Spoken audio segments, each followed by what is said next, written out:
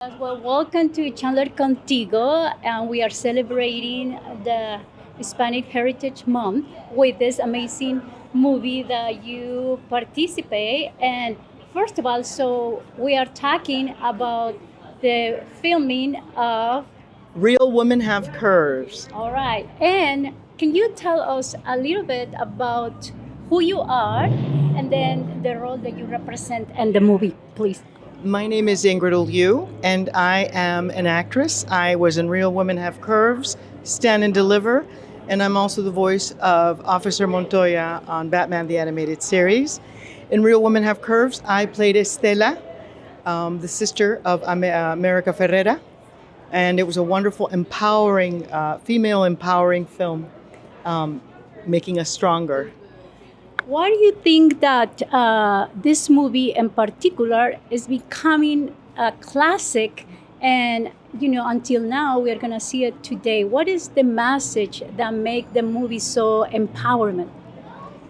What was amazing about this film is that it was truly telling the story about Latinas and how we had to struggle at home if we wanted to go to college, if we wanted to go to school, if we wanted to do things that weren't typical of a Latina.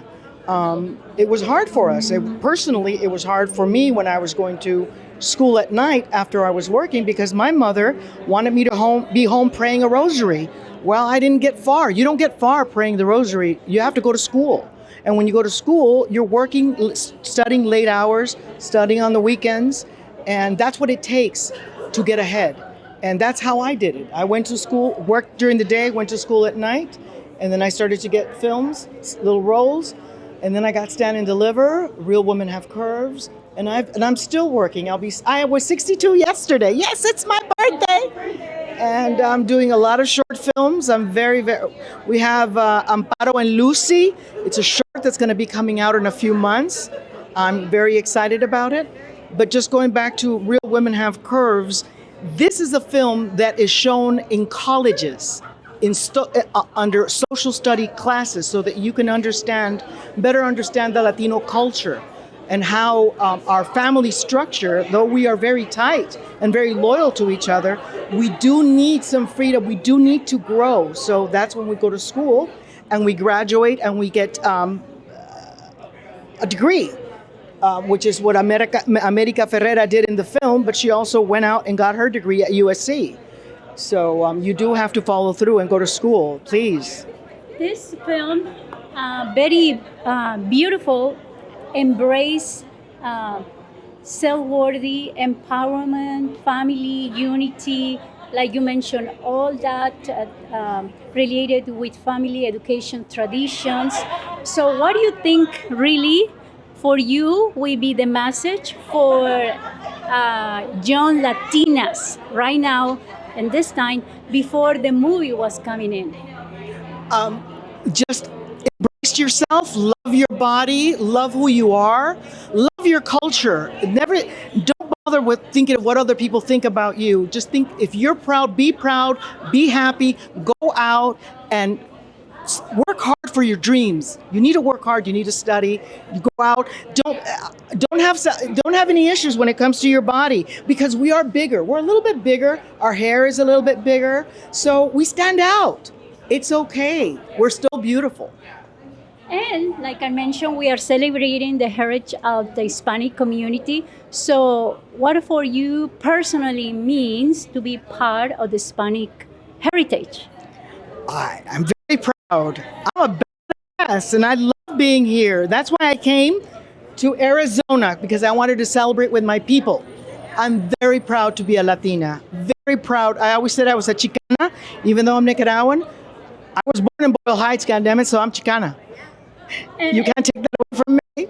In particular, when you are growing up, do you have a particular somebody in the Hispanic community that was kind of you are mentoring or you are following up? Or was inspiration? I did have a lady, Gloria Molina, that politically was working in my East LA, where I owned a home. My first female powerful figure was my mother and will always be my mother. But it just so happened that I bought a home that was under Gloria Molina's territory, and this woman was awesome. I was an activist in East LA, and I did a lot with Gloria Molina's office and the sheriffs, and we shut down brothels, drug houses, and it was beautiful. I was in East LA for a long time. I was born in Boyle Heights. Everyone should go back and give back to their community instead of running away from it. Right. And going back to the role that you interpret or play in the movie, what is the thing that make your role, Estela, more proud? What is the part that make you proud about doing this role? Doing Estela was difficult because she was so old-fashioned and very much following what her mother said to the letter. And that's something I couldn't do. I couldn't do as an American that was educated. I couldn't do it because I knew that I needed to go out and grow, and that was through education. But with Estela, I'm proud of the fact that she is a daughter that is very respectful, that loved her parents, and that always worked hard. That's in us. That's something that my mother taught me to do. My brother's a hard worker. Well, we don't miss work. We're never late, and that comes from our culture. I know my grandfather worked hard. My mother worked hard. So Estela's an awesome being. You know, she has a factory. She runs a factory. She employs 8 women. Right. So that was, to me, it was empowering. She was just a little too, no sé, yo soy más loca. Más loca. Yes, a little bit. But I think we all had that because if we don't have sometimes those thoughts about doing crazy things, sometimes that blockade us for making things happen, right? La locura propels us. Yes, yeah. Un poquito. And what do you think about the rest of your, the people was with you in the movie? How you feel that they represent the character in the movie with the subject or the message that the movie wants to Ay, no project? te entiendo. If you want to ask again, sorry. Yeah, what do you think about the person was with you, your actors? What do you see the play that they did as representing the role of the movie? They were wonderful. Yeah. We all had our own little background story. We were from Panama, Nicaragua, Mexico, Venezuela. We were international. La directora was from Colombia. So and that all worked very beautiful. Beautiful, yes. Nice. Yeah. Anything else that you want to say to the audience about this movie? If you haven't seen this movie, please come and watch it. The executive producer is a female, the director is a female, the writer, Josefina Lopez, Mexicana, Chilanga, todas, many strong women, beautiful performances in this film of strong women. Even Lupe Ontiveros, a very strong figure as our mother. We may not like her. You know, I didn't like her. She was tough, but so was my mother. There was a lot about my mother I did not like, but I respected her, and I listened to her as much as I could. Well, going back to that, so coming from a culture where our roots, our traditions are very, strict because of the religion, the Catholicism. Very strict upbringing, going to a Catholic school. Your grades had to be straight A. My mother was very strict, but you know what? I'm thankful. She gave me the best education that she could. I studied in Nicaragua. I learned English in Nicaragua, and she did a lot for me. So, well, I'm so happy that you are here with us. And you mentioned that you are another movie is coming. When we can see the movie? Amparo and Lucy will know in a couple of months. But you can always find my information under IMDb. Under my name, Ingrid Oliu. It'll show you exactly the projects that I have coming up. So and there's a few. Also, The Last Brown Beret is showing right now, starring Dal Zamora. And I have a wonderful cameo in that film. Okay, and talking about the education, the things that you have, I was having a question. Let me see how I... I'm sweating right now. How you think that now the new generations, specifically the Latinas, are impacted by this type of movies that they are shown how you need to empower yourself, you need to feel confident. You mentioned you need to love your body. How you see the new I think that generation? our generation really needed this film. I can tell you that my daughter is already way ahead of me when it came to education because, my daughter's 20 years old, but she is the internet. She does things that I never did before. My daughter's just starting her third year at UCLA as a Regent Scholar. She's brilliant. She has taught me so much. Since she's 6 years old, she's been teaching me. So it's a different world.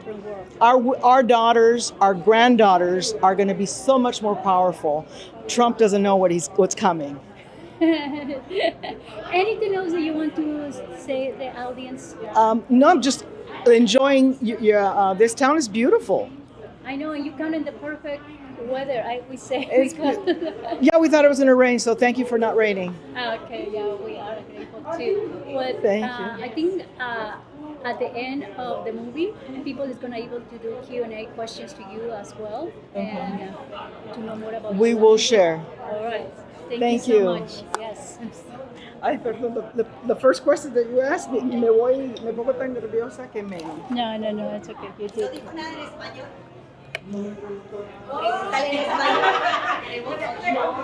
A couple of quick notes. Could you put your hair behind on this side, and then I can see your face better. Okay, yeah. And then just don't forget to, when you are asking the question, to bring the mic back. En español.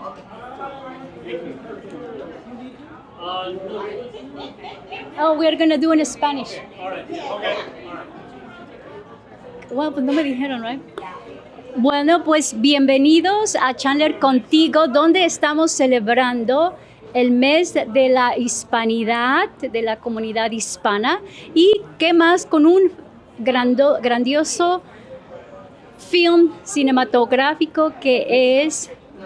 Las mujeres de verdad tienen curvas. Sí, las mujeres de verdad tienen curvas, y aquí con nosotros está una de las protagonistas. Ella nos va a decir su nombre, el papel que interpretó, y muchas gracias por estar aquí con nosotros. Gracias, mi nombre es Ingrid Oliu y yo interpreté el papel de Estela García, la hermana de Ana. Ana fue América Ferrera. Y hablando en particular del mensaje de esta película, que bueno, para los que no lo han visto, ¿cuál tú crees que es el mensaje que la película tiene especialmente para la juventud latina? Empezaba con porque éramos gorditas, entonces decían que el autoestima, que no importa qué tamaño seamos, nos tenemos que querer nosotras mismas antes que todo. Y en esta película, la Ana, América Ferrera, interpretó un papel de una gordita, y a ella, la mamá, siempre la estaba criticando sobre su cuerpo. A mí, la hermana, siempre me estaba criticando sobre de que no me había casado, que me iba a quedar para vestir santos. Y bueno, teníamos una mamá muy dura. Pero eso es parte de nuestra cultura, que nuestras madres que siempre quieren darnos lo mejor, quieren enseñarnos lo mejor. Pero lo que es importante en esta película es que nos tenemos que aprender a amar a nosotras mismas y aprender a enseñar, a seguir adelante I can't think, no, ahora no puedo hablar en español. What was I saying? Educación, tenemos que ser... I don't know what I'm saying, sorry. ¿Tenemos que ser más intelectuales? No, los padres latinos tenemos que darle un poquito más libertad a nuestros hijos, más flexibles cuando se trata de la educación. Si significa que tienen que ir a otra ciudad o otro estado a estudiar, si ellos tienen esa llamada, déjenlos, denle el poder de poder ir, porque necesitamos la educación para poder seguir adelante. We need that to be powerful. ¿Y por qué crees que esta película, aun cuando ya... ¿en qué año se hizo? 2000. en el 2000, ahora estamos 2002. en el 2002, ahora estamos en el 2025. ¿Por qué crees que se ha convertido en un clásico? Porque primero es una película muy linda, pero nos sigue enseñando. Seguimos estancados los latinos. No estamos suficientes. Nosotros no estamos preparando a nuestros hijos como deberíamos. No estamos empujando a nuestros hijos como deberíamos. We need to go to college. We need to go get a degree. We need to work. Y no hasta que no tengan ese diploma, no paren. Somos we're too relaxed. Y no podemos así, no. Hay que ponerse las pilas. Y una pregunta más, ¿por qué tú decidiste venir aquí a participar con nosotros en la ciudad de Chandler Contigo? Porque aquí está mi gente. Aquí nos enseñan que somos fuertes. Van a jodido, Trump no sabe lo que viene. Y una cosa bien bonita que dijiste en inglés, lo poderoso de esta película era porque estaba dirigida por una mujer. Por favor, escrita por una mexicana, Josefina López, dirigida por una colombiana, Patricia Cardoso, starring Lupe Ontiveros, una chicana, Ingrid Oliu, una nicaragüense, América Ferrera, una hondureña. Así que, vengan a verla. ¡Wow!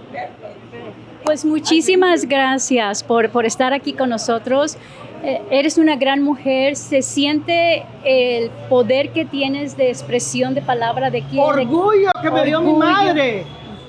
Mucho orgullo y nosotros también estamos bien orgullosos de ser hispanos, de estar aquí en la ciudad de Chandler, festejando Chandler Contigo, y muchas gracias por estar aquí con nosotros. Vine a despertar. Sí, nos vino a despertar y acuérdate que tenemos preguntas y respuestas al final, ¿ok? Necesito que hagas nada más 1 o 2 minutos. A los otros, ajá. Bueno, mucho. 1 o 2 minutos con cada gente. 1 2 minutes with each people. Yeah? Better? Yeah, I think you can just stay there now. Welcome to Chandler Contigo, celebrating the heritage of the Hispanic community. So tell me a little bit who you are and what the heritage of the Hispanic community personally means to you. Great, thank you. Hi, my name is Marcus Steele. I'm the president of the Local Government Hispanic Network. We're a network of about 2,500 nationwide public administrators, those that work in local government, from administrative secretaries to city managers to assistant city managers to police chiefs. What Hispanic Heritage Month really means to me is what we're all striving for and what the movie tonight really tells us about, which is authenticity. It's the respect and care that we give to our culture. It's the respect and care that we give to each other, and empowerment to everybody around us. If you can describe the heritage of the community with one word, what would we be and why? One word to describe the Hispanic community. Again, I'm going to say authenticity. We are who we are. We're proud. We're proud of our family. We're proud of our work. We're proud of our dignity, and we're proud of where we came from. Well, thank you so much, Thank you. and enjoy the film. Dressed up. Well, okay, Nikki. Yes. Dinos, te lo voy a hacer en español. Dinos. No inglés. Okay. Sorry. All right. Nikki, tell us who you are and what it for you to represent to be here at Chandler Contigo celebrating the heritage of the Hispanic community. So my name is Nikki Tapia. I'm with the City of Chandler. I'm the Connection and Impact Officer, and I am so proud to be here during Hispanic Heritage Month, our celebration Contigo, celebrating Hispanic and Latino stories in film. Their stories are our stories, our younger generations. They see themselves, they see these stories, they don't feel so alone. They feel like someone, they can look up to someone, or they can be inspired to be like someone. And that's why we do this, and that's why I'm so happy to be part of it. And today we are celebrating with an amazing film called Real Women Have Curves. And this film truly embraced the beauty of woman, the bodies, the self-worthy, the traditions, the family. So what do you think that is the message that this movie wants to make an impact for the young Latinas, the young generations? Yeah, so the younger generations are killing it. This is an older film, and I think at the time it was really groundbreaking that a young Latina with the respect that we have for our parents and for our tias and for our moms to say maybe my path is different. Maybe I'm not going to be this cookie cutter, or maybe, I want to challenge and be different. And so it is so cool that this film kind of was like a role model for our community. And now I see younger Latinas that are just, they're not afraid to use their voice. And I'd like to think that some of these stories influence that. If you can describe the heritage of the Hispanic community with one word, which one would be and why? I think my one word would be strength. I feel like there's always obstacles, and it might be internal within family, and it might be external, but it's always strength. It's always coming back fighting, and it's always living another day and knowing that if I can't make it work in one direction, I'll go somewhere another direction. All right. Well, thank you so much, Nikki. Enjoy the film, and thank you for being here.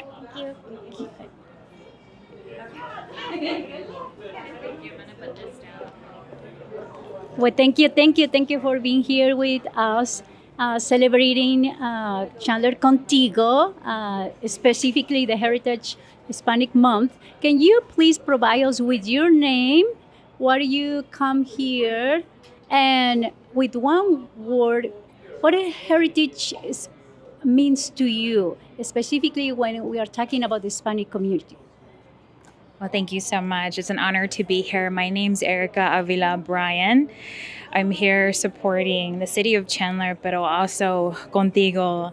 I love supporting initiatives that support our people. And one word that I can associate with what we're doing is legacy, to ensure that we are keeping our legacy moving in growth and healing and knowledge and just growing into those professions. Is you when you are growing up, it was somebody that was representing the heritage of the Hispanic community when you are growing up, and why was that for you? Yes, it was my abuelita. My abuelita was a great teacher in creating legacy, honoring family, honoring community, taking care of one another, always cooking, ensuring that when you came into her space, you were cared for and you were nourished. And a lot of these events, we create that similar dynamic where you're welcome, everything's inclusive. This is a place for you, and it's just a joy to be in these events. All right, one more question. What do you think was before the movie? How was the rules and the traditions of the families, and how this movie was able to break that and show different self-centered of people, to give you the freedom to be who you are and to follow their dreams. So what do you think was before this movie? Well, I would say in the beginning, family was a big dynamic, right? To make sure that we're keeping that whole. And this movie influences a lot of growing so much with that still being the foundation, but tapping into more and the space of possibility. And because of that, look at how we've grown with this level of influence. Thank you. Anything else you want to say to the audience? Oh, goodness. Sí se puede. Sí se puede. Yes. Sí se puede. Pues sí se puede. Gracias y disfrute el film. Yes. It's okay. Tell us what it means for you. Well, first your name, right? And what did it bring you here tonight to celebrate Chandler Contigo, the month of the Heritage Hispanic? So if you can describe that Heritage Hispanic with one word, what it will be and why? Yes, hi. My name is Rakesh Shah, Rocky. And recently, a few months ago, I met Mr. Mitesh Patel. And we're making a few movies together. And we're part of the festival. And Spanish heritage is just like a little bit of Indian heritage. And we like to support in every way we can. And so I wanted to come and see him in his office and do some talk about work. And this was the best way to come and check out the movie, see the opening, and talk about everything else. Well, you know what? I know that you didn't see the movie yet, but this movie talk a lot about self-worthy, beauty, embrace, courage, everything, with the young Latinas, because before the traditions are like, you stay home and things like that. And I feel the country where you're coming from, there are similar situations, Exactly. right? Yes, it is. So what you can describe, is that still the same where you are coming from? Also, it's been a change. The movies, the world is creating an impact that now people is open more their eyes. Yes, definitely it's making an impact. People are changing, but it's going to take a while. It depends where you go. You go to a very, very small town, it's still old school. You go to a bigger city, it becomes more adaptable of what they're seeing. But the change is coming, but it's going to take a while. It's not all the way there yet. And tell us a little bit about your project. What do you say you're here? I made so far. I made 3 Indian movies, and I was part of one English Hollywood movie with Mitesh. And now we're planning at least 3 to 4 new movies in Hollywood, plus the convention and the award ceremony. So we have a lot of things going. That's why I'm here from South Carolina to discuss a lot of work out a lot of stuff. We're going to a lot of different countries. We're going to India. We're going to Europe. We're going to China. We're going to Japan. So we're trying to work all that out. That's why I'm here, to support everything and work out the future. Okay, well, we are so happy that you are here with us. So probably we're going to see him at the Chandler Film Festival, Yes, right? for sure. Yes, for sure. And we wish you the best luck and everything that you're still doing and are doing. And thank you for being here tonight to celebrate Chandler Contigo, the Yes, heritage of the Thank you so Hispanic much. community. You're Thank you. welcome. ¿Alguien más?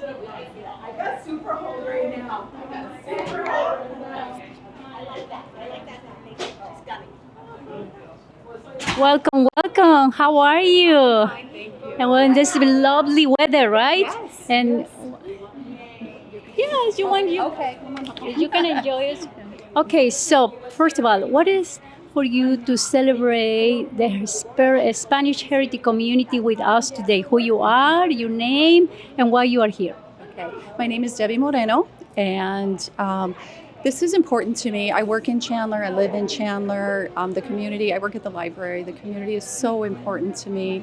We meet, everybody in the community, but also because I grew up in Tucson, and my children are Hispanic. My in-laws, that whole side of my family, and so this culture is very, very important to me because it is my children's culture. And so Hispanic Heritage Month has always been very Are important. you able to have the opportunity to see the movie yet? Or no? I don't think so. It's possible I saw it a long time ago and I don't remember because the title is very familiar to me, but I don't think I've seen it before. Well, the movie tried to embrace the beauty of being woman, the love your body, how you are, self-worthy, confident, resilience, all the good stuff that they're teaching us now, right? But in the past, they didn't have that. So what do you think that saying that, how, and even that you didn't see the movie, but you already know what I'm talking about, what do you think is the impact for the young generations right now, especially being a woman?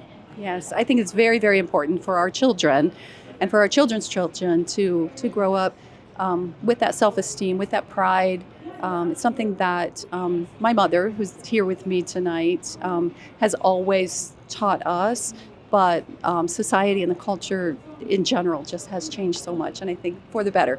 I'm very excited that our children are encouraged to be who they are, to celebrate who they are, and to not try to fit into boxes, fit into norms that are set on them by society, but to live honestly and truly as themselves. Beautiful. One more question.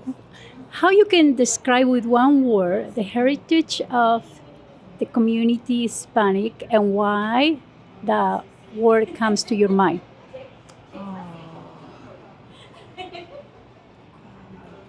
Music is the word that comes to my mind. So all the words that went through my mind were comida, dancing, but music. I think music defines or helps to define the heritage, because I mean, my brother-in-law is a mariachi, and so that's just been so much a part of my life for so long. But I think that's one of the things that brings people together, to celebrate each other and to celebrate family and culture. And do you have somebody in particular, as you growing up, that you admire in this, the heritage of Hispanic? The influence of somebody? Right. You mentioned the music. It's hard. The music, definitely musicians. I'm thinking of like Gloria Estefan and musicians. But I think, just like I said, growing up in Tucson, I think not so much, I'm not thinking so much of famous people, stars, things like that, but just the people in the community who embrace it every day. All right. Well, thank you so much for being here with us and enjoy the film. Thank you. And thank you. I don't know, we have somebody else?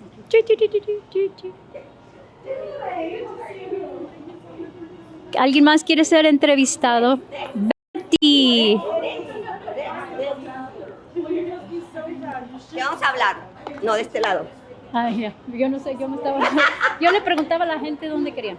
En español, ¿verdad? ¿O en inglés? Either way. Either way.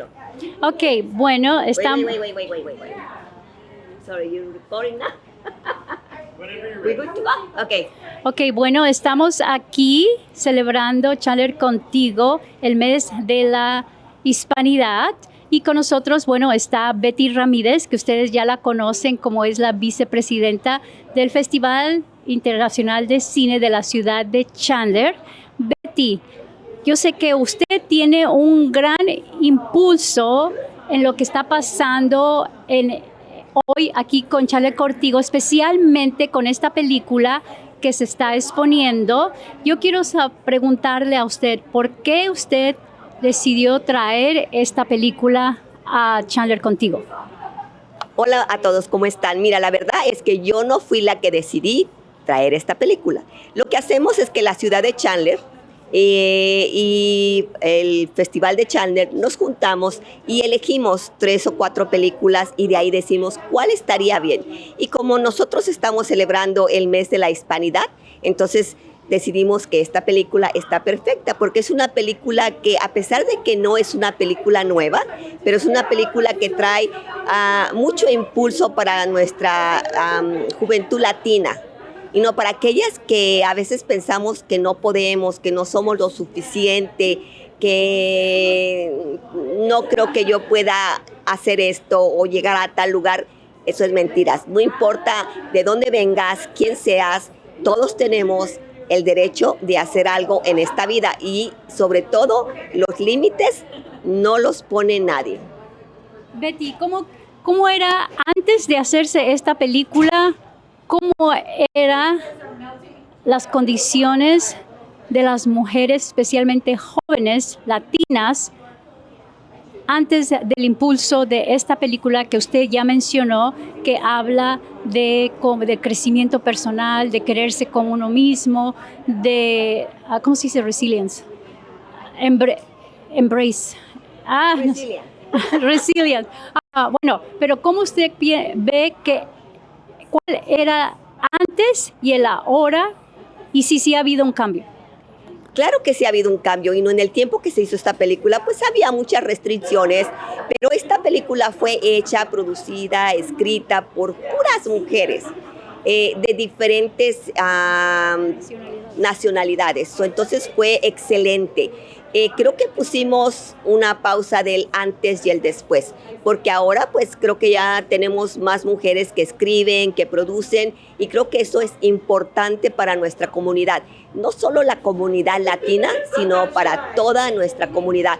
Y ojo, no solo para las mujeres, para los hombres también, porque el tener un sueño y decir que queremos hacer o traer una película que exprese lo que sentimos por lo que pasamos, creo que no tiene que ser un sueño, al contrario, tiene que hacerse una realidad.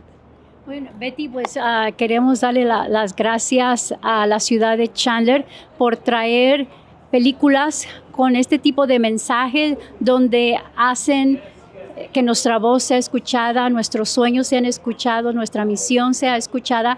Y usted que está bien, que tiene mucho desenvolvimiento con esta comunidad aquí en Chandler, ¿cómo puede con una palabra usted describir la hispanidad de aquí de la ciudad de Chandler? ¿O cómo la descifrar? ¿Cómo la puede descifrar con una sola palabra y por qué? Y otra pregunta, creciendo, ¿usted tuvo la influencia de alguien en la comunidad hispana o en el habla español que a lo mejor haya influenciado en usted de una manera positiva? ¿Y quién sería esta persona y por qué? Bueno, te voy a contestar la segunda pregunta. Sí, la persona que fue mi influencia cuando era chica era mi abuela. Entonces, ella era una mujer que no tenía límites y no había límites para ella. Entonces, yo crecí con ella y aprendí mucho de ella. ¿Cómo te puedo descifrar nuestra comunidad latina aquí en Chandler? Pues en realidad es que somos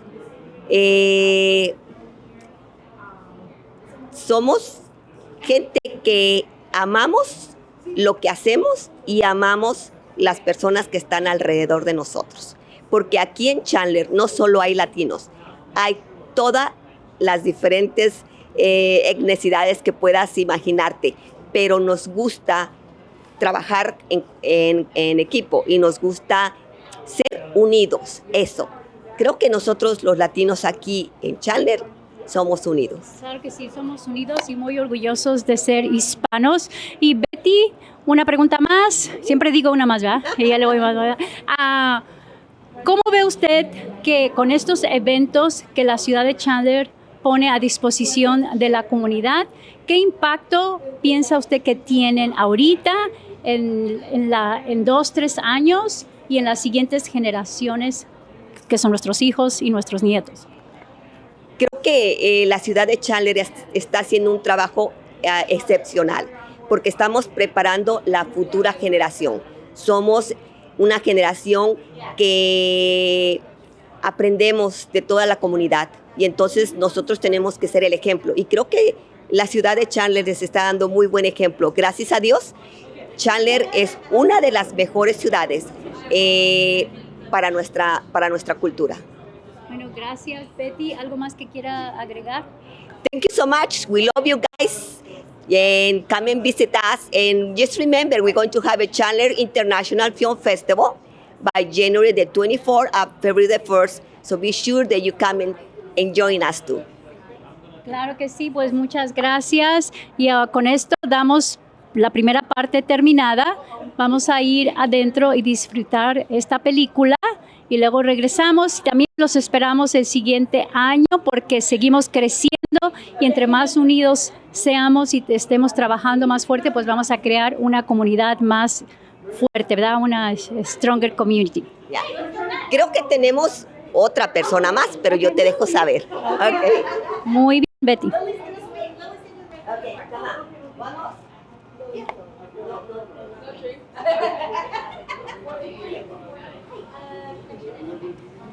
This is good for you on this side? Yeah. Okay, well, okay, first of all, thank you for being here with us, celebrating Chandler Contigo, the heritage of the Hispanic Community Month. I would like to start with, first of all, introducing yourself, who you are, and why it's important for you to come to support the heritage of the Hispanic community. Okay, so my name is Liliana Valencia. I used to work for the DEI department here with Chandler as an intern, and right now I'm a nursing student at Chandler Gilbert Community College. And it was important for me to come out to this event because I think I'm gonna find a lot of comfort in this movie, just in seeing the intersectionality of the main character. I'm also a Latina who feels like I struggle a lot with trying to balance the expectations for my family and also trying to exceed in my personal life with school and socialization and all of that. So I'm really excited to just see this film and to see everyone in the community too makes it so much more enticing to come as well. So, for what I'm hearing, means that you didn't see the movie yet, right? I haven't seen this movie. Oh, that's so good. So, what are the expectations that you are, because probably you see a little bit of the trailer, or maybe you hear a little bit about it. Heard a little bit about it. Yeah, so what is the expectations for being a young Latina, and you see that going back 10 years ago until now, is still the same? Same kind of struggle? Yes, same kind of struggles?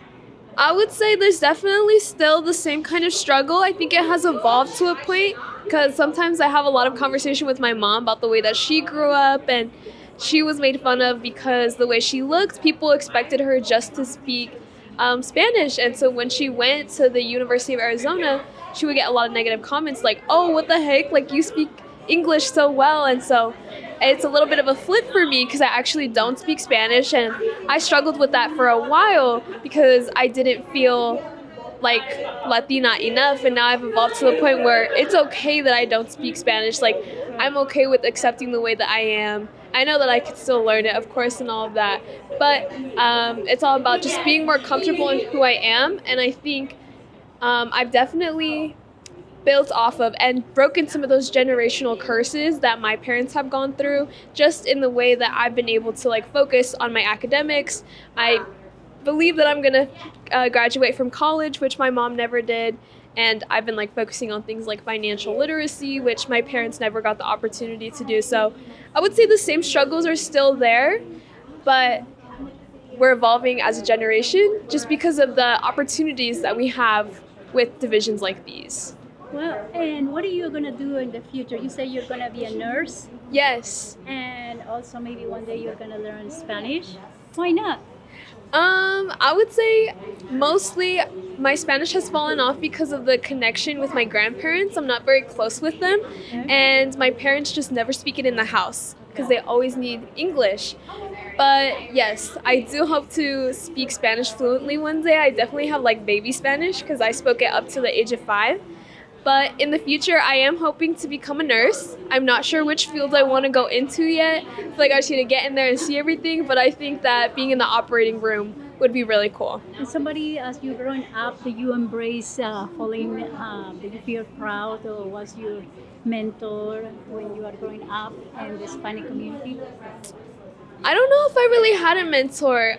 Both of my grandparents are immigrants, so I don't have a lot of family here in the States, and I'm not very connected to any of my family in Mexico or Guatemala. So I feel like I don't really have that many Latina mentors or Latino mentors.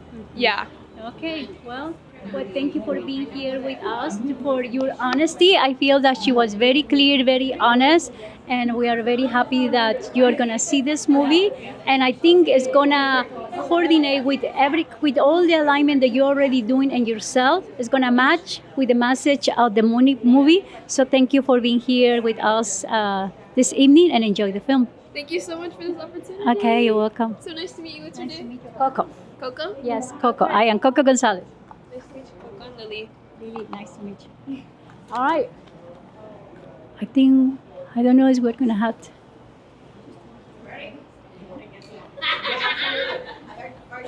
¿Alguien? Oh, yes. Yes, please. Hi.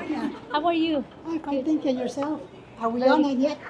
Okay, well, my name is Coco Gonzalez. I want to welcome to Chandler Contigo Movie Night. Mm-hmm. We are embracing the heritage of the Hispanic Month. Okay. And I would like for the audience that you introduce yourself, who you are, and what was the reason that you come here personally to support the heritage of the Hispanic Month. My name is Soledad Saint-Hilaire. I was born in Panama, Republic of Panama, and I came to this country, United States, to go to school in 1970. So it's been a long time. I'm not that old, okay? So, and then, I don't know, I never was interested in movies until it just kind of a casting director told me that maybe I should be doing auditions, and I'm like, really? So I did. I started doing auditions, and that's how I got this movie. And this is so important. This movie has a lot of messages, so many different messages in there if you really look at it. And it's about our culture, Hispanic culture. And that's why I'm here today. So to support the film and to let them know that, we are a beautiful culture and we should embrace it as much as we can. And I'm here. Okay, well, because I didn't know that you participate in the movie, so if no, I would ask a different question. What was your role in the movie? Oh, well, my role is Pancha, and I'm one of the seamstress in there, and I'm the heaviest one, and I get naked. No, not really. That's what I told my daughter. And she almost dropped dead when I told her that I was going to do it. But anyway, so yeah. So I'm Pancha, and I also, I was very fortunate that the director hired my mom. That I was taking care of her. She had a little bit of Alzheimer, and she was living with me, and I was nursing him. And then she went to the audition. She went with me, just accompany me, and for the ride. And then the director said, "Oh, is she an actor?" I said, "No, she's not." I said, "Can she do the audition?" I said, "Sure, of course." So I was going to walk with her, and she said, "No, you're going to stay outside." I said, "Okay." So then she got the part, and she's Mrs. Carlota. She has 2 lines, I think, in there. And then my daughter is like in there too, but as an extra. So, and my dad is there on a picture. Oh, wow. She has all the family there, right? Yeah. Latino, hello. We bring everybody. Oh, yeah. I just couldn't bring the dog. So knowing you very good the message of the movie, what do you think young Latina, like for example, the young woman that was interviewed before you, she never saw the movie yet. She was telling that she feels very connected because she was still struggling with some the subjects that the movie is talking about. What do you think is the message really that the movie or the producer wants to get the message to the young Latinas right now? And is there something that is changing or not? Yeah, it's been changing gradually, not as fast as we should, but we bring a lot of 1920s roots from our ancestors, and it's kind of break them from the new world. But the message of the movie is that as a young girl, we need to embrace our body. We need to not to worry about what other people think, but we need to eat healthy. So try at least. I mean, I was huge before when I did the movie, and I stay like that and I embrace it. I like myself. I look at myself in the mirror and I'm like, I like you. So, and that's what we should do. We shouldn't feel shame at all. And not only that, I mean, the movie has so many different messages, but that's what it is. What do they make them feel you more proud about being participating in this film? Well, that this is that Josefina broke, kind of you can say, the ceiling for making a movie about our culture and how people back then felt about it, and kind of bring all these different messages in there for the young people and the oldest too, so they can make a little bit an opportunity so they can embrace them too. Okay, well, I know that at the end of the movie is going to be a Q&A question, Yes. so probably the audience is going to make more questions to you. But if you can describe the heritage of the Hispanic month with one word, which one would be and why? Wow, there's so much to say about that. But I think that it's a great opportunity to show the world our culture, definitely. Our culture is so beautiful that, that's the only way that we can do it, to demonstrate it in movies, in places that we go and we have different different, what do you call it, scenes in there. Oh, I lost the word. But anyway, it's great. Anyway, so that's it. Any other projects that you have been working right now? I just finished a movie that is on different festivals that is called 20 Pounds of Happiness. Yeah, and I did that. It's also about overweight girl, and it's very funny. It's a comedy. It's a comedy? I'm her mom. Oh my Yeah. goodness. So now it's in theaters or when? It's not in theaters yet. It's on the film festivals. It's going around, yes. Okay. I think right now it's in New York. And what is the name of the movie again? 20 Pounds of Happiness.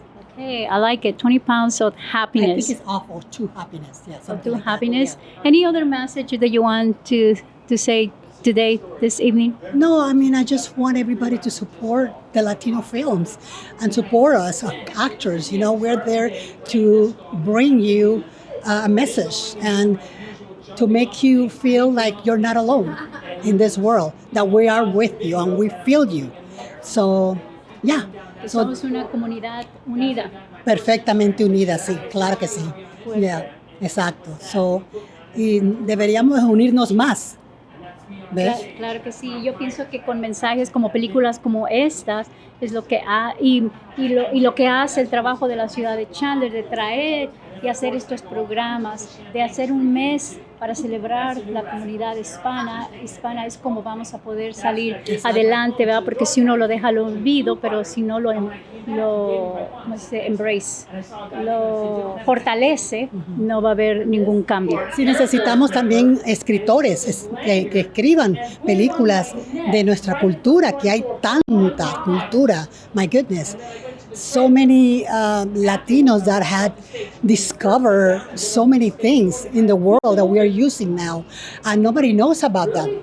So I'm kind of looking at all those messages, and it's incredible the amount of Latinos that I didn't know existed behind everything you touch.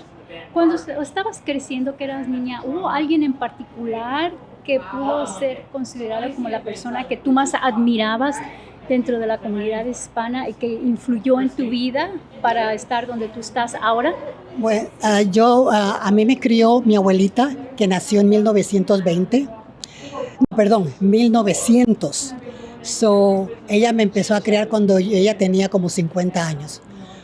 Entonces, ella no sabía escribir ni leer y ella solita se enseñó leyendo libros y tuvo la oportunidad de ser enfermera y crió 4 hijos varones, ella sola. So, a ella la admiro cantidad. Grandma, hi, thank you for all your blessings. So, so that's what it is. Creo que todos tenemos una conexión similar. Mi abuela también, sí, fue lo mismo. Mi bisabuela también no fue a la escuela, no tenía educación, pero salieron adelante. Mi abuela se hizo maestra. Mire. Sí, ¿verdad? Es algo de sentirnos orgullosos los hispanos, claro. ¿Verdad? Que no nos estancamos, que sacamos salir. Bueno, pues muchas gracias por estar aquí con nosotros. Le agradezco, un placer conocerla, claro. Y la voy a ver adentro cuando hablen las preguntas. Gracias, igualmente. Hasta luego. Hasta luego. Was Carmen, the mother, was sweet compared to my mother. Okay? So I could relate. It was very hard to play the role of Estela, because I'm nothing like her. But my mother made me very strong because she educated me. And what I can tell you as a Latina, that it is our ignorance that limits us. And it is our ignorance as parents does not allow us to let our children go and learn. That was the problem with my mother. Even though she gave me the best education in Nicaragua, I studied in the best private schools, learned English. I spoke fluent English when I came. She wanted me to go to the best schools, but she didn't want me to be an actor. She hated that. And she was like completely against Hollywood. And I was working during the day. We're Nicaraguans. My mother came in 1981 when I had just graduated from high school. I had a scholarship to go to Cal State LA, but I could not take it because I had to go work. And that was okay with me. I went to work. I supported my mother and my special needs brother. only to hear my mom say, when I was coming home at night after classes, she said, if you are not, she goes, what do you think I think you're doing out in the streets? Praying the rosary? If you're not home before midnight, don't come home. I paid the rent. I paid everything. And that door was locked. That's the way Latinas are. And she was just very strict, very, very strict. And I was a virgin for a very long time. She scared me. So, no, it really, it's our culture. We limit our children, so don't do that. My child right now just started her 3rd year at UCLA as a Regent Scholar. My only goal when I was working was to find her best education. That's all I did. So. Great, thank you. So how much of the movie was autobiographical for you? Well, it's a little bit of everything actually, because I was raised with a grandma that was born in 1900, and my mom had to come here to take care of her sister's kids as a babysitter. So they sponsored her. I gave her a green card. That was when I was like 9 years old. So she left me with my grandma, my dad's mom, and she raised me. And she raised 4 boys, and on her own, and she didn't know how to read or write. But she learned it herself by trying to read books, and she became a nurse. So in the meantime, she raised me, but no, she wasn't mean to me. She was very nice, very, very nice to me. Her friends used to laugh because they said, yeah, the way that Marcelina used to hit her, she will get a little tablecloth, a little cloth, and it just go like this. Yeah, dale, vamos. And that's it, that's all she did. But she was awesome. I loved her dearly. And my mom actually is in a movie also. She's Doña Carlota. And then also I had the picture when I was praying. My dad is in there. And my daughter is in one of the scenes from the restaurant. And the only thing I couldn't bring was the cat. Because you know how Latinos are, they bring everybody. So I came here to study when I graduated from from high school, and I stayed. I like California, and I stayed. So my mom was already here, so I lived with her and all that. But yeah, they never opposed of me going to college or anything like that, thank God. My dad sometimes was missing in action, and he was having a lot of girlfriends here and there, Latino guys, little rascals. But yeah, so that's about it, I think. I love the movie. It has so many messages. If you really think, it's like every scene is a message from our culture. And I just love it. I just love it. And Lupe Tiveros, I love her. When we were working together, she was like we were like her puppies. She will take care of us. She's our matriarch. Yeah. She was. You haven't eaten? Come on, go eat. Ándale, porque si no, you're not going to be able to learn the lines. So she was after us like that. But this movie is the greatest. Thank you. Great, thank you so much. So the film premiered at Sundance in 2002, and it went on for further production and distribution, won several awards after Sundance. Was there a moment in time that you two kind of knew that there was something special in this movie, whether it's at the beginning when you're reading the script, or through production, or after production? For me, when we were filming, I knew. You get a sense, and they start to watch the dailies, and then they come and they get very excited. I have been very fortunate that I worked on Stand and Deliver, which was nominated for an Oscar. I worked on Real Women Have Curves. Both of these iconic films are shown at schools. Stand and Deliver in elementary, high school, And Real Women Have Curves is part of a social studies program in many colleges throughout this country. And it is helping Latinas. As a matter of fact, I'll just tell you a very quick story. When America Ferrera was going to school, by the way, she's Honduran, and she was raised by a single mother. Her mother raised 5 of them, and all 5 are degreed, and one of them has a double degree, psychologist and a cop. America is the only actress, but she did take a break. She went back to USC. She graduated with an international business degree, I think, or something like that.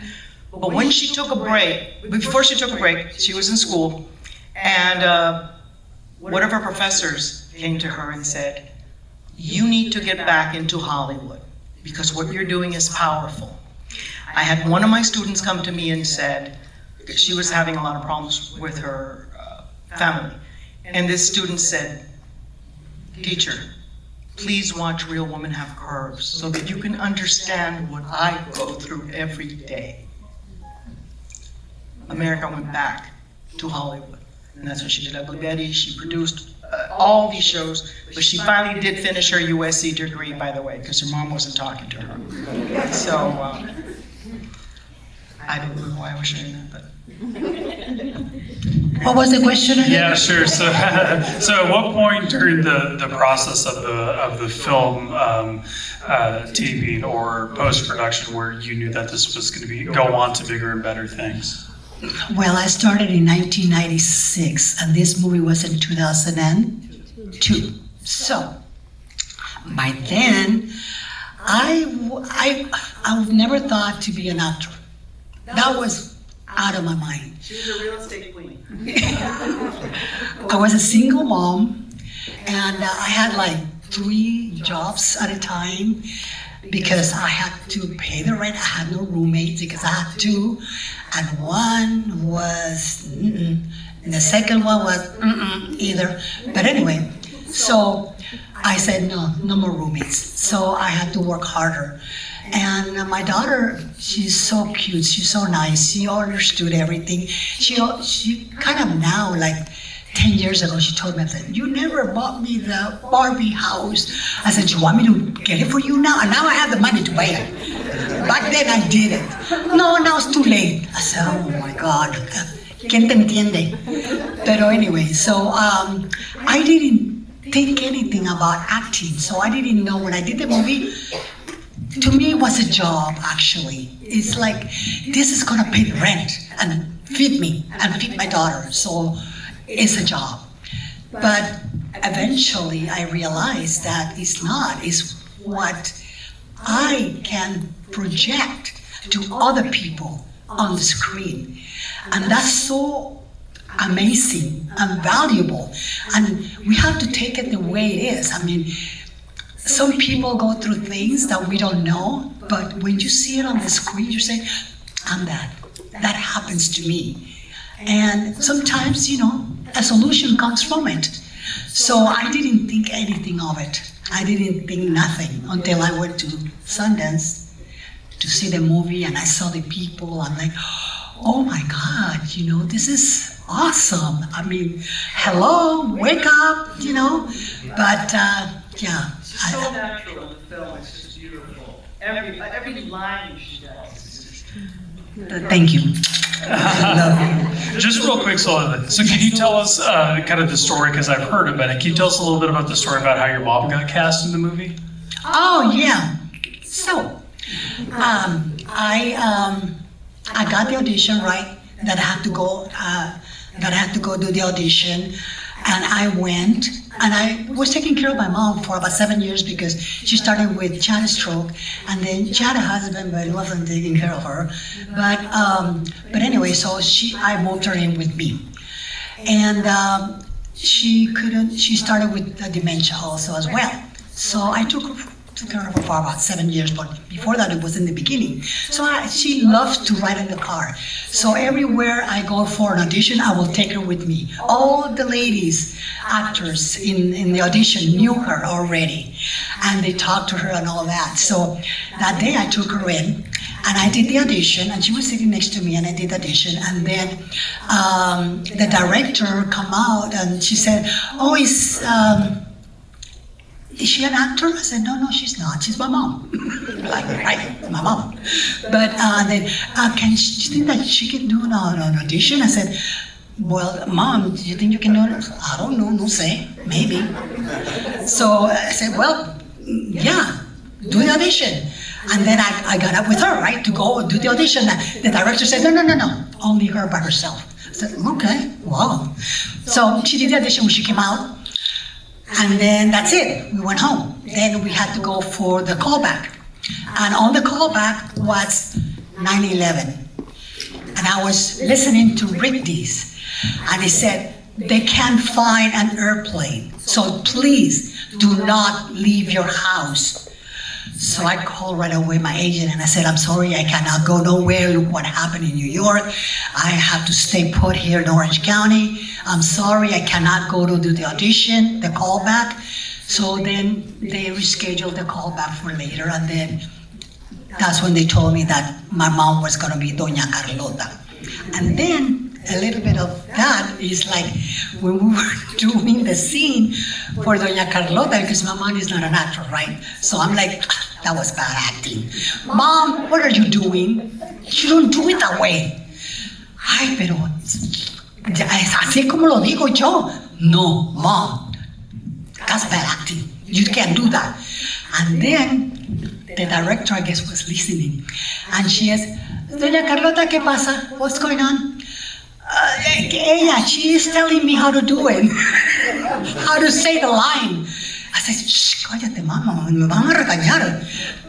Okay, so then she comes over and she says, "Soledad, right here, I am the director, okay? So I'm the only one that can tell her if she's doing okay or not." "Okay." So that's how it was. That's awesome. It's such a great story. The film did so well at Sundance that every studio wanted it. Okay, every studio. And that's when HBO decided that they were going to release it theatrically.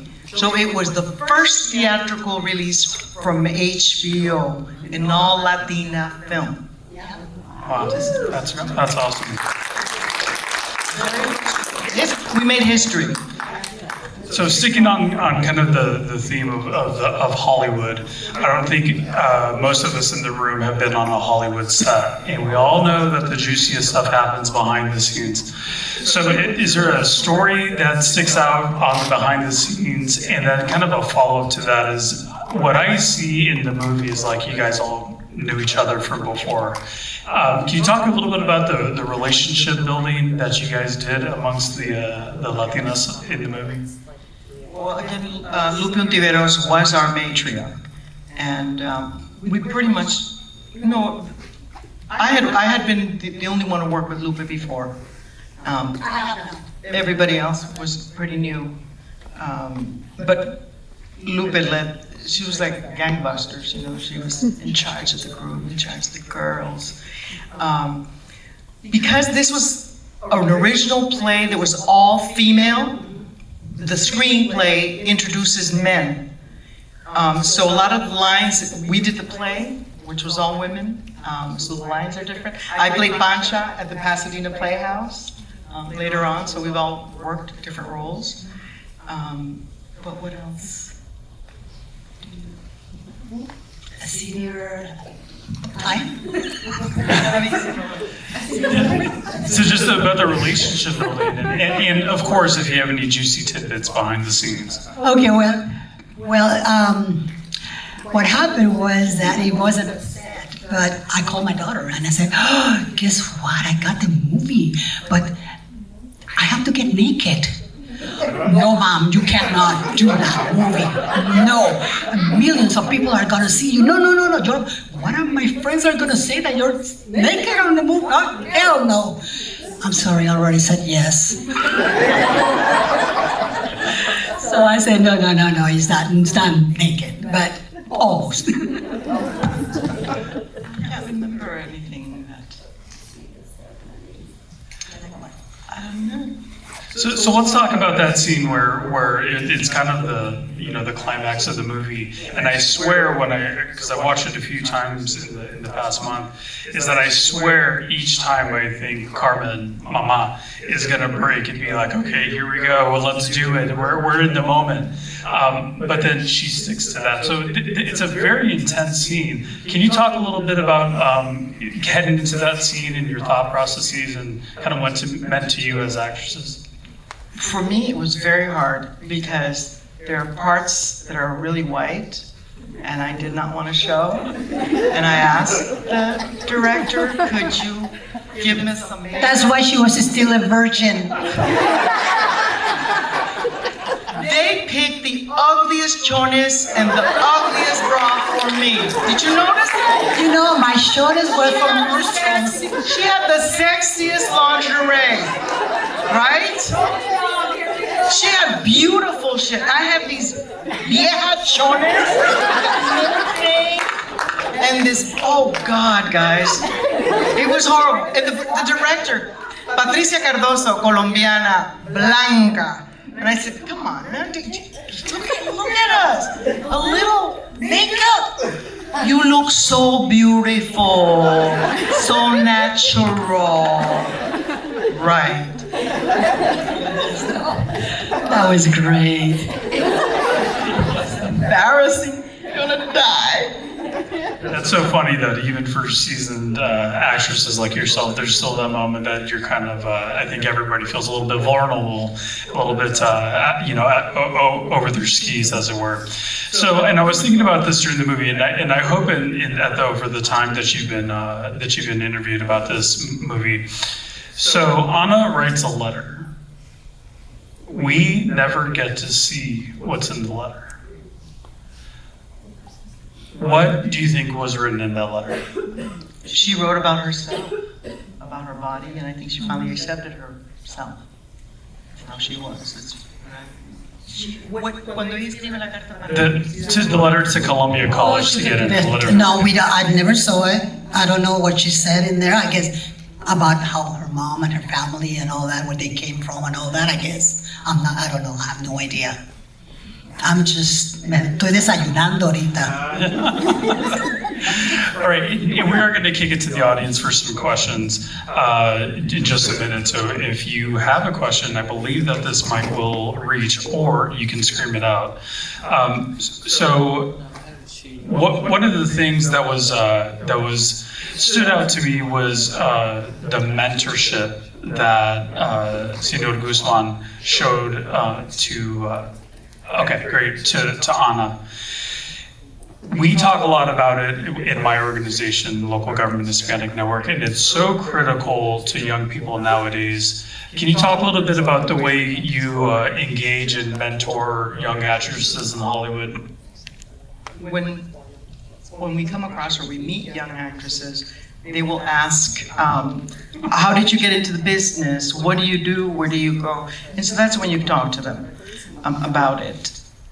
But you hope they have a gift, because you don't want to tell everybody, oh yeah, being an actor is so much fun, because it's not. You want to have another career at the same time. Always have a second, third job, because you never know. Got it.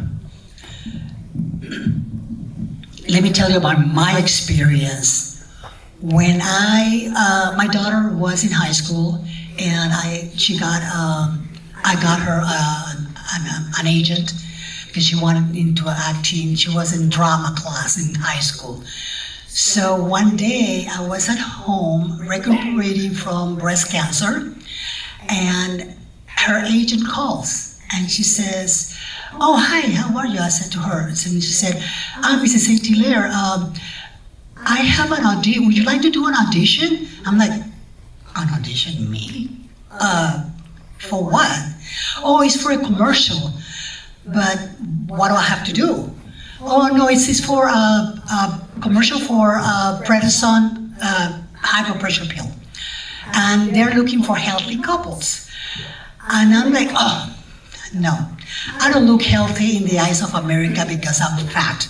But thank you very much anyway. So I hung up My daughter calls like 2 hours later, and I tell her the story. And she said, no, Mom, you never do that. You always go to do the audition. And, they let them decide. No, you don't decide about that. I said, okay, so I called the agent. The agent said, call the casting director. I did. And the casting director said, Mrs. St. Hilaire, I will strongly suggest that you get into the business, because I wasn't able to find one Latina your age, about 40-something, to come here on audition for the part. I said, really? Okay, thank you, appreciate it. And me, a go-getter, always on whatever, I start researching about it. I said, I can walk. I cannot use my arms very well because of the operation, but I can read. So I went to the bookstore, I went to the library, I got all kinds of information. I got my headshot that only cost me $25 in Hollywood back in 1900. And then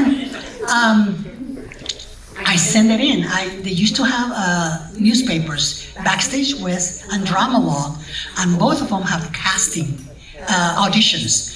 So I sent my picture to those places, and that's how I got into the business. So the only thing I tell whoever wants to get into the business is that it's not difficult. You just have to put your mind to it. Research, Google anything, and they'll give you all the information you want. Talk to actors, start doing auditions. You're not gonna get an agent from tonight to tomorrow. No, you have to have some kind of a background. Go to plays. That's the best school to learn how to act, because you get a director for free and you get the play for free. You don't have to pay. So you can get used to it in there, doing your roles, learning the lines and all these things. But it's in your hands. You can do it. To me, it was a job. You're doing a lot for free. That's for sure. A lot for free, but it's worth it. If you really think about it, I used to have different jobs. I had to do waitressing from 5 o'clock in the evening until 5 o'clock in the morning, so I can have the day open. So if I get a call from an agent to go work, I will be available for the audition. So, come on. You have to do the walk. You have to. But it's easy. It's not really easy, but you struggle in the beginning. It's a lot of work.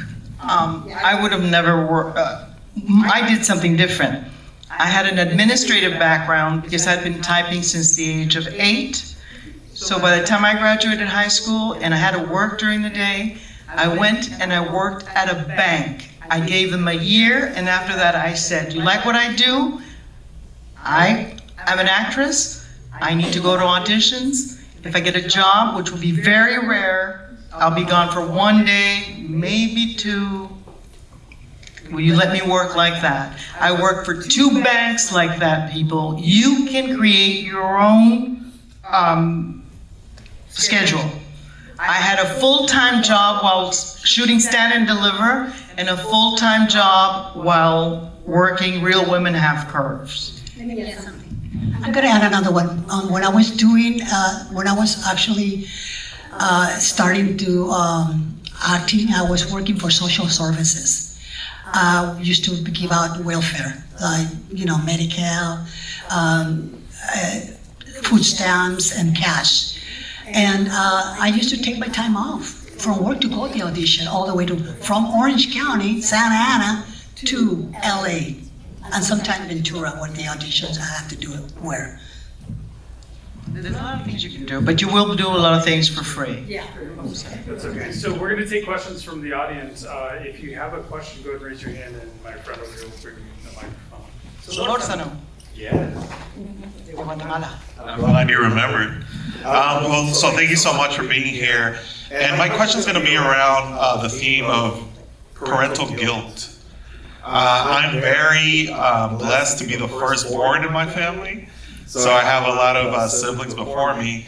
But one of the things that I saw that Ana struggled with was leaving her family to find her way, right?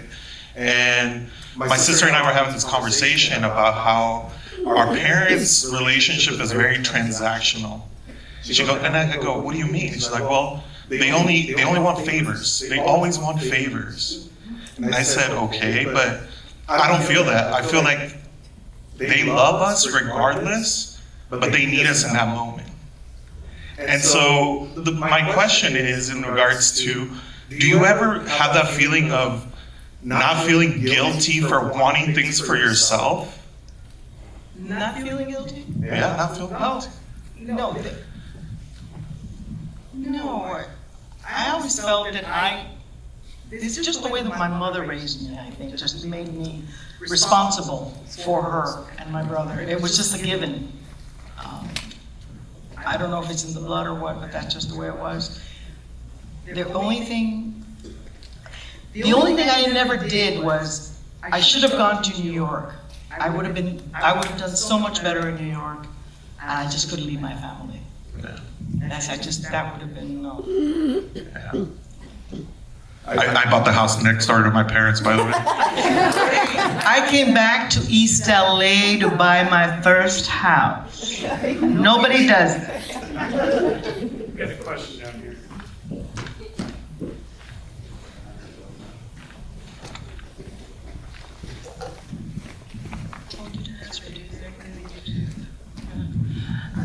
To your question, I do to this day regret leaving my grandma because she was such a great woman.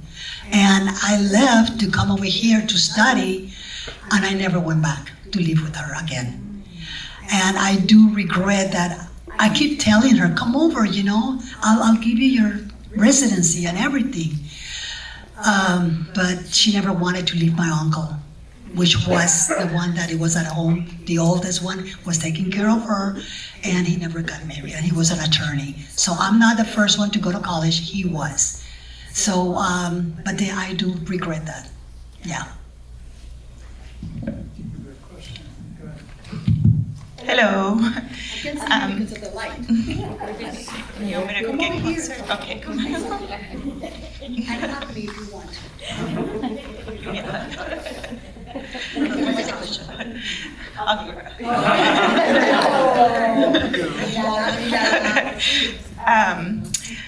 So lately there's been a lot of theme of like the female empowerment and so the term of raise your daughters, love your sons, right? It's very prominent in the Hispanic community, I feel. I have 2 sons, and I am trying to do different in the sense of breaking that generational cycle of the responsibility of the woman with the family and the matriarch and all of that. So having filmed that in 2002, was it 2002? Versus now, what are the changes that you have seen happen? Because I was fresh out of high school when the movie came out, and now I have a son going into high school. So, what kind of advice, based on what has transpired from then to now, do you give us, women or families that are raising sons? It's the same advice that I will always give, and I made my daughter's education #1 priority in our family. That's, if you have to. When my daughter applied to grade schools, I find out that half her class didn't apply for anything, and they were excellent students, and they didn't go to college. So somebody wasn't burning a fire under their butt. And that's our job. And that's the way you're going to do it. You stay under his grades, always make sure his grades are up, and encourage them to do community. Community involvement is so important. If you're involved in your church, it's even better. But I don't preach. In the community. But the community, I love the community. That's where I held my meetings once a month with the community, asking what do you need, what's going on, going to the sheriffs and saying, well, the sheriff would come and be present at the meeting. So I was always involved in my community, my church, but mostly my kid. I was at the school. I was always talking to the teacher, talking about homework. And, I had two daughters. One was not a good student. The other one was great. It's a lot of work. They all have their gifts, right? Yes, they do, but you have to stay on it and always look for that best school. But as far as supporting women or me and my family, my husband, we're trying to break that cycle of like the man does this, the woman does that, but how do I as a mother break what I've seen in my family where the women are giving the most pressure and I just don't know how to do it. So like, how do we do it if we haven't been taught? If you're stuck or you need help, seek therapy. Yeah, we're going to therapy. They're going to therapy. So is awesome. We have therapy money. So right. You just have to talk. The hardest thing is communication, especially with Latinos, because we're here. Deep breath, meditate.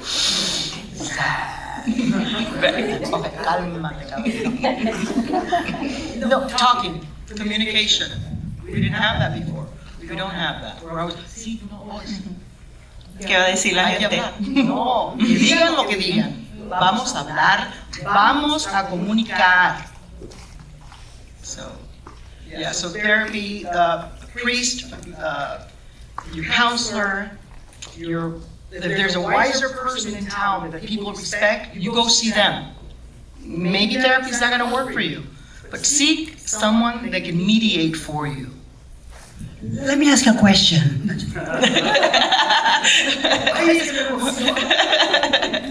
No, I'm not a spring chicken, right? So you know some stuff. So I know some stuff. So actually, I wasn't able to go to college. I mean, I went in the beginning when I came over, but then I dropped out because I got pregnant. That was my diploma. Somebody told me that. Wait. Let me get there. Hello, you got your time. This is my time. Then, every time that I had an opportunity, I sign up in college, and I will take one class. And then I do the whatever, and then I probably take 6 months, and I won't do no more.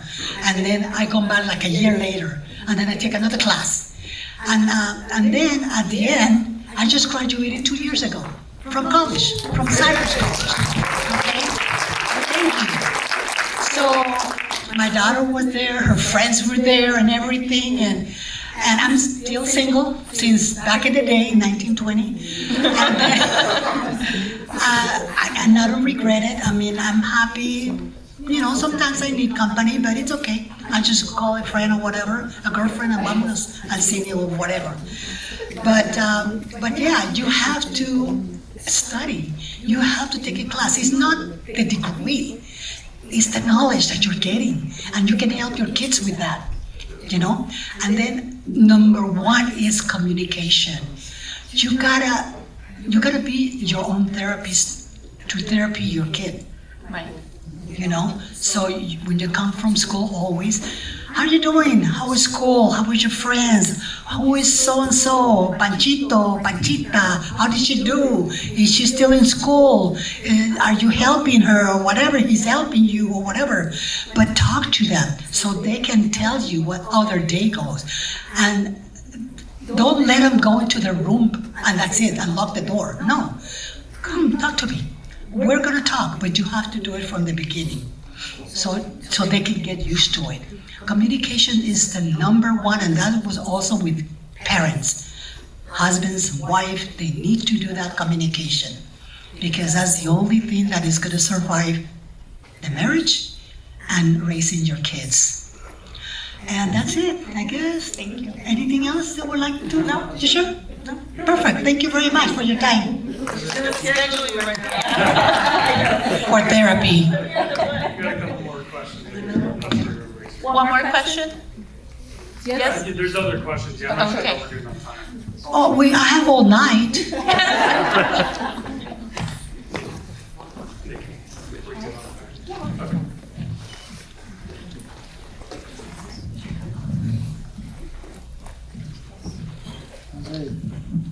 Hello, thank you. I appreciate you both being here. So my name is Cecilia. I have the great advantage of being a professor at our community colleges here. So I teach psychology and criminal justice. Real Women Have Curves is a movie that gave first generation Latinas an opportunity and a voice to go after what they wanted. What advice would you give young Latinas right now that are seeking to go after their dreams when they don't have the support at home? That is a tough one. Girl, where did you get that question from? I told you I'm a psychologist. Golly, girl, come over here, sit with us. So that is a tough one. No, I wanna know the question. What was the question? What advice would you give first generation young Latinas to go after their dreams when they don't have the support at home? Never give up on your dreams. Never. Even if your parents are against it, try somehow to show them how important it is to you and to them. But do it in a way, like the psychology will say, that be nice about it. Don't bring the bad history, drama. That's not going to get you anywhere. So just point it out. Go to Google, research, go to that GPT, whatever you call it. Oh my God, that is amazing. Oh, I love that. And then every time I have to write a note, I'll just go to GPT, whatever, say I write it in there, and then it comes up like, which way do you want it? Do you want it more friendly? Do you want it more like, oh my God. But anyway, yeah, never give up. Try to convince them in a nice way that this is something that you love, that you like, and just show them, because they don't know what you're talking about probably. And you know, whatever we don't know, it's like taboo. You know, it's like, oh, I don't know. Is that what? Chi, a mí también me echa chi. Pero anyway, but yeah, you have to do that. You have to talk. Communication, that's the main thing. Tell them in a nice way. Don't bring out the drama from the behind, from the past. No, that's not going to get you anywhere. But just tell them, you know, show them sometimes like, oh, mom, mira, esto es lo que yo quería estudiar, pero mira qué bien se está haciendo esta cosa. This is nice. I like it. Oh, maybe you'll like it too. If I learn it, maybe I can teach you. Little things like that, you know? And that's my answer. What about yours? The only thing that I could think of right now is that the fact that you're in the U.S. is the best for your students, because we still have many resources that can help this child where the parents can't. There is so much help out there. They just have to reach out and grab it, and that's through the ChatGPT AI. I mean, you can find all. It's amazing what ChatGPT does. No, thank you. One of the things that we do is we try to educate the whole family. So when I have young Latinas that are struggling with wanting to transfer to university that's outside of the state, I make a point to go meet with the whole family so that they understand the importance, because knowledge and wisdom is a whole family. Because I was raised that it takes a village, so understanding that village and the roots of that foundation includes them. So thank you. But sometimes, don't you think that they're going to be meeting the enemy? What enemy? Me? No, because I'm a psychologist, so I include therapy.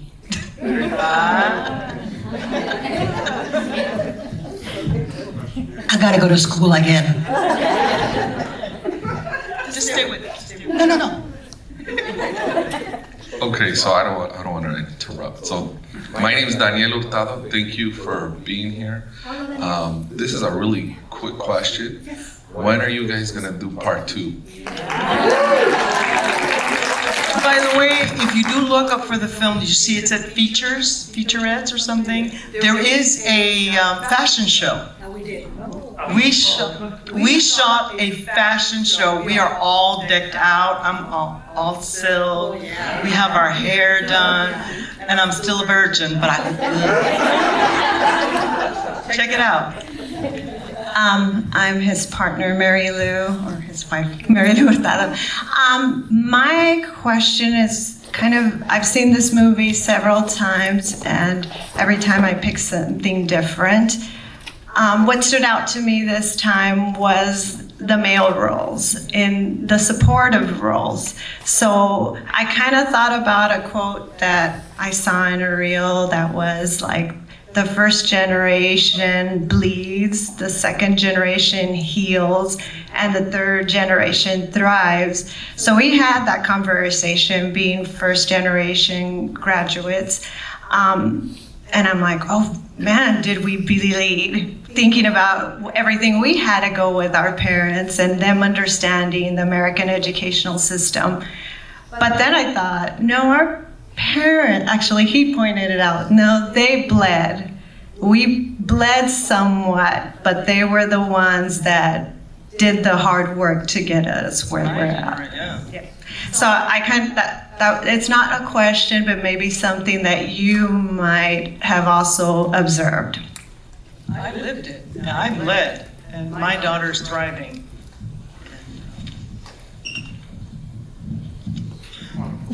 Yeah, I approve.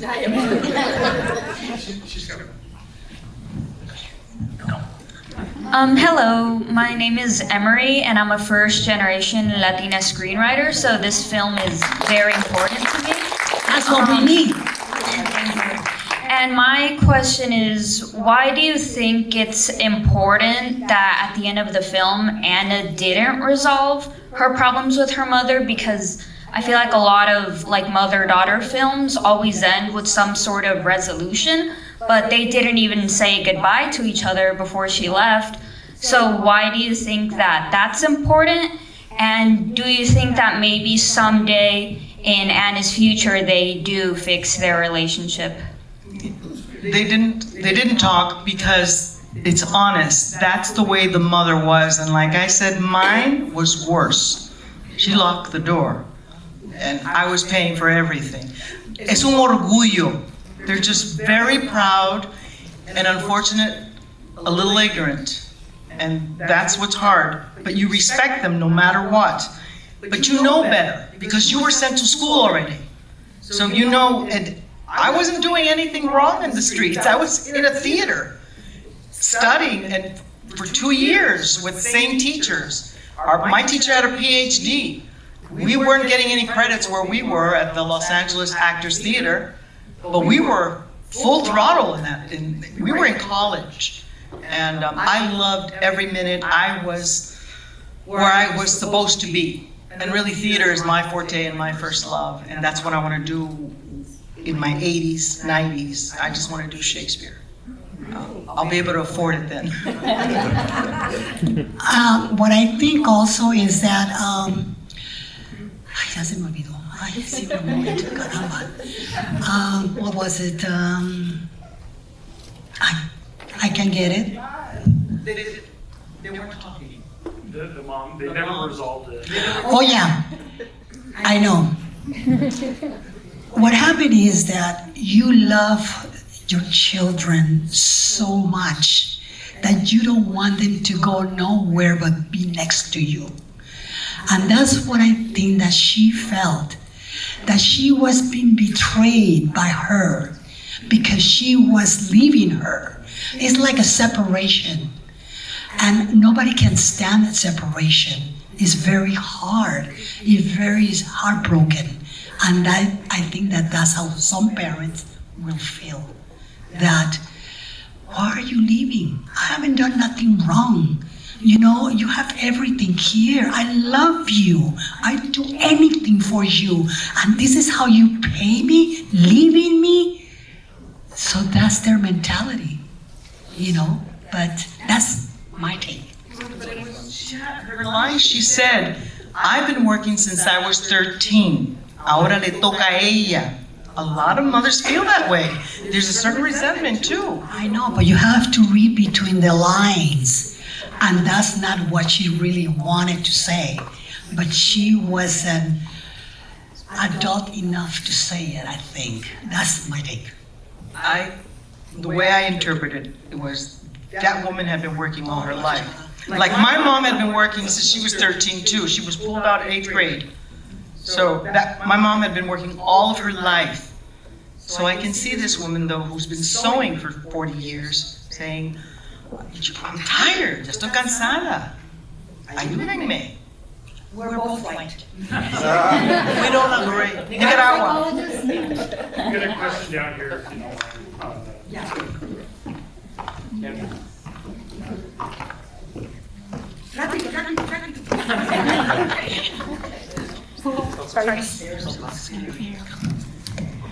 Okay, bueno, I was interviewed already in the red carpet, so already I was learning a lot about you too personally. But I was a question in my mind about in what way being part of this amazing film impact your lives and how it did it. I was single at the time and I couldn't find a boyfriend after that.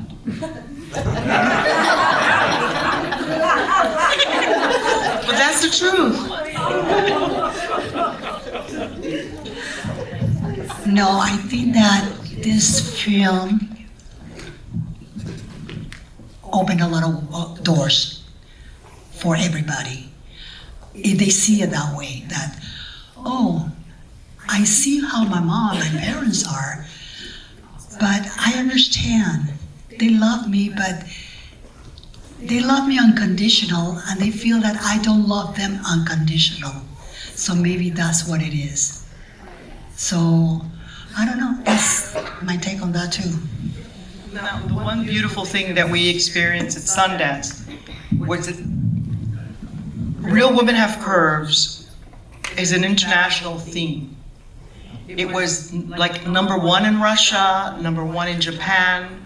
While we were at Sundance, a Jewish man gets up, chubby guy, and he's like, "That was me! That was my mother! Always telling me I'm fat!" But to him, that was him. You know, so all these men, women from all over the world could relate to that role, could relate to that mother. That was beautiful. We have time for 2 more questions. She wants her. Hello, my name is Martha, and I wanted to say to you that I identify with your education plan. I always tell people that college was the best 22 years of my life. But I also wanted to follow up on Emery's comment because that was the only false note in the movie for me. I identified with, the family and the hard work ethic and all of that, and the stubbornness of the mother. But my mom had very strict ideas and was very adamant about things. Divorce was not an option. She had 6 children, all of them are divorced, and she supported us anyway. She came around and she was totally behind us. My daughter is gay, and although my mother didn't know that because she was little when she died, I know she would have supported her as well. But if I had chosen to leave against her wishes I know that she would have embraced that as well. And she never would have let me go off without speaking to me or, saying, I don't agree with this, but, you've got to do what you're going to do. And there's no way I'm going to let you go and maybe never see you again and not hug you and give you my blessing. So to me, that was kind of a false note in the movie. That was the only thing that I had an issue with. My mother threw me out of my house for 3 months while I was still paying the rent. So depends on how orgullosas they are. That was my mom. We have one more question. Nico? Yes, this question is for Ingrid. You mentioned earlier that you had, or rather you were familiar with Lupe Ontiveros. Yes. Now, you as the actor at that time, did your experience with her go as far back as to when Lupe had casted as Yolanda and Selena? Way before that. Way before. We were in Brothers by Severo Perez. It was the first short to address AIDS within the Hispanic family. And so what happens is that I'm the young sister.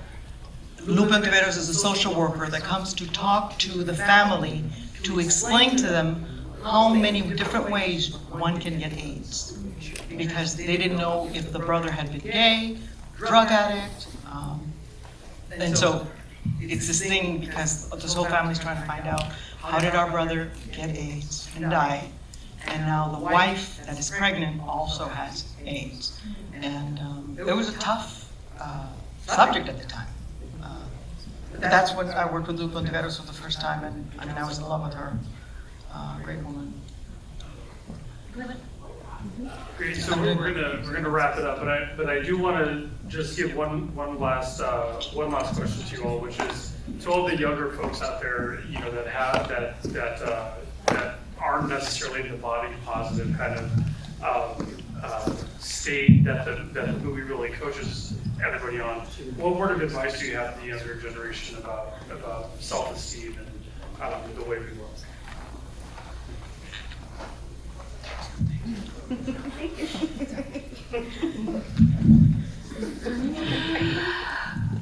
I was the biggest one in there, okay?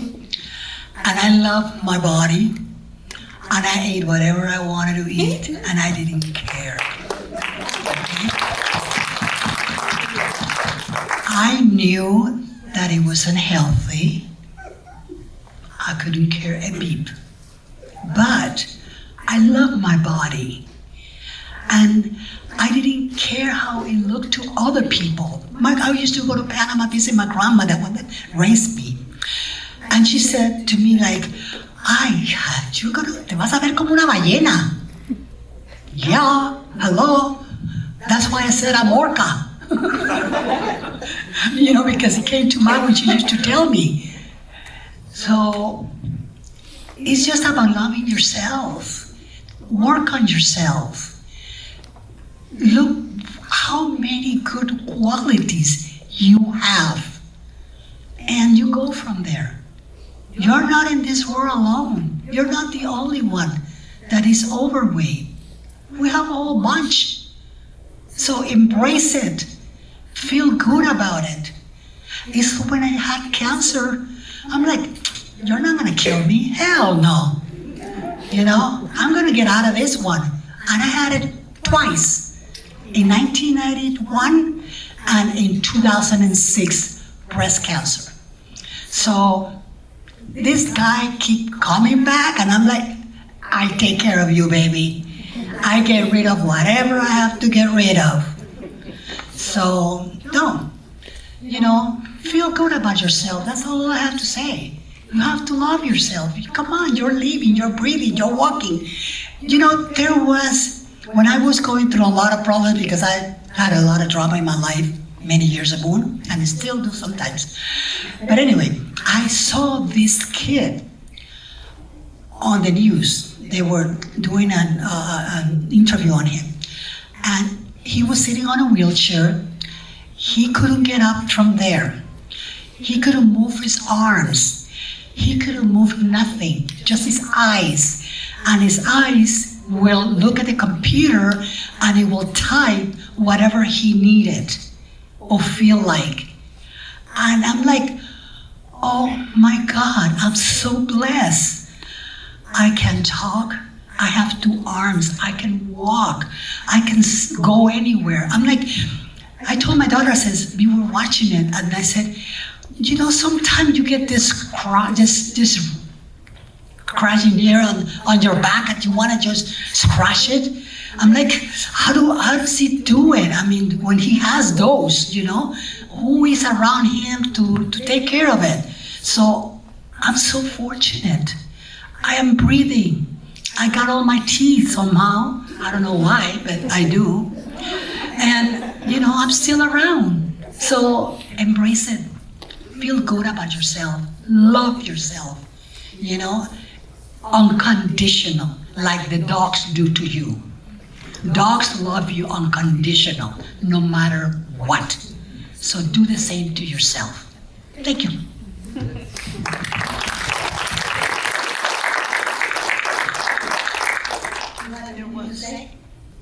There was. I just think that families have to cook together. Learn to cook together is what I found helps us eat healthier at home. Because if you just drive by a fast food, that'll be the end of all of us. So just get in the kitchen with your children, even your boyfriend, your siblings. Learn to take one recipe that's healthy and cook it together. It's a lot of fun. I like it. Okay, thank you very much. Everyone, let's give a round of applause to Marcus, Ingrid, Soledad, and also everyone in the audience. There are amazing questions. This is exactly what inspires us and what dialogue we love to have happen. Before we go, I would like to introduce our city council member, Angel Encinas, and I really just want to give a little praise because the fact that we can have these events is because our city council supports this and helps fund it. And so please, let's give him a welcome, a round of applause. Hello everyone, buenas tardes. It's so good to be here tonight with you guys. I'm Councilmember Angel Encinas with the City of Chandler, and I really hope you guys enjoyed the film tonight. I hope you enjoyed this wonderful panel. I did myself, the conversation, the questions. Thanks for your participation. It was very thoughtful and had me evaluating what's going on in my story as well. Soledad and Ingrid, I want to thank you on behalf of the Mayor and Council for being here today in the City of Chandler, sharing your story, sharing your talent, and sharing your advice with us. It's something that we can all truly take home, and you guys are role models for Latinas and Latinos everywhere. You know, and it's movies like this and stories, all of our stories, that are very important. When you see yourself, your family, your community reflected on the big screen here, it makes you feel seen. It gives you the permission to live boldly and authentically. And that's something we're proud to celebrate here in the City of Chandler. And through Contigo events like tonight's screening here honoring Hispanic Heritage Month and celebrating the voices, stories, and the cultures that make our city vibrant and connected. So I want to thank our Connection and Impact team, our partners, and every single one of you here tonight for being part of that today. We're going to keep this Friday night going. I personally invite you guys over to the after party that's going to be happening right across the street at the Forum with us. And again, thank you for being here with us and celebrating Hispanic Heritage Month. Thank you. Bachata! Bachata.